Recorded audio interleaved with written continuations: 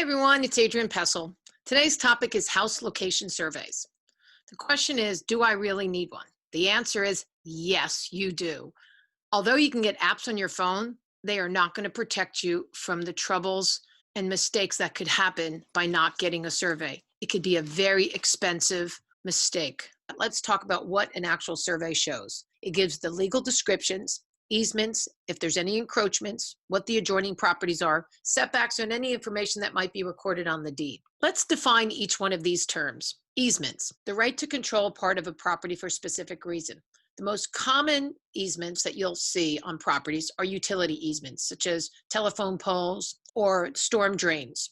You must remember, not all easements are shown on a house location survey. The title report and the survey should be read together.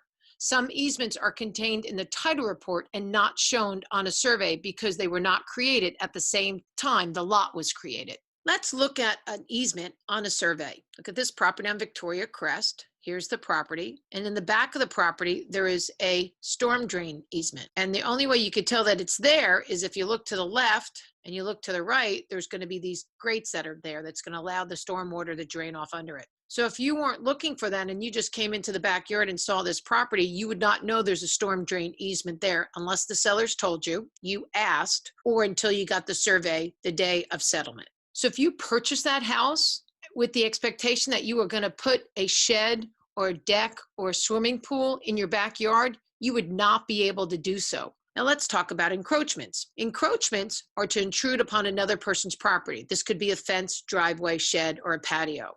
Let's look at a survey that has an encroachment on it. As you can see here, you don't need to be a land surveyor to be able to tell that this is going to be a very expensive problem. Now, the question is, how could this have happened? Could be two reasons. One, they chose to install the pool without having a survey or a permit pulled. Second reason is that when they purchased this property, they used construction drawings from the builder to site the pool. And sometimes when a builder sites a home in the very beginning of construction, it ends up not being the exact same place that it is when the final product is. The buyers probably opted not to have a final survey done because they were just using what the builder used and they wanted to save $400 to $700 depending on the size of the lot. That was an expensive mistake. Let's look at setbacks and restrictions. Let's pretend I'm looking at this property to purchase and it meets all my criteria. So I think I can go ahead and cut down all these trees and put a barn up and I'll be happy and I can get what I want until the day of settlement. Then I get a survey that reveals that the property has restrictions, which are setbacks.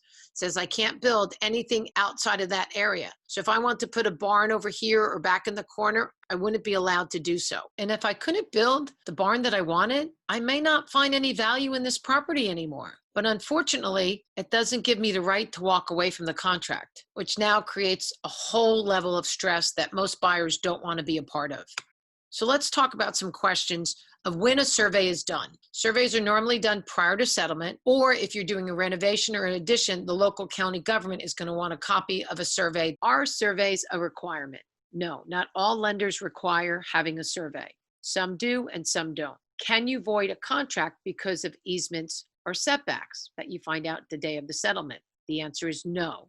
The only way you can void a contract is if when you write the offer, you make a contingent upon a satisfactory survey. A question that I get from many buyers I work with, if a survey is so important, why isn't it required? The lender is lending money for the value of the current home, not its potential value or your plans for improvement. Also, please take note, if you decide to waive a survey to save your money, you accept a blanket exception to the matters that may have been discovered on a survey. So your title insurance is not going to protect you on any issues that come up. Let's use the example of the pool. The homeowner that we're purchasing the house from, maybe they bought that house without having a survey then. They just assumed that the pool was done right. So now we go to buy it and we find out the pool is on somebody else's property. That homeowner is now responsible for it. If there was a mistake from the surveyor, current homeowner's title insurance would get involved with it and that current homeowner would be protected for giving it clear title. Now, since you're aware of the pitfalls of not having a survey, what are your options? First and foremost, do not rely on a visual assessment for the location of property lines. You can ask the seller for a copy of the survey prior to writing your offer.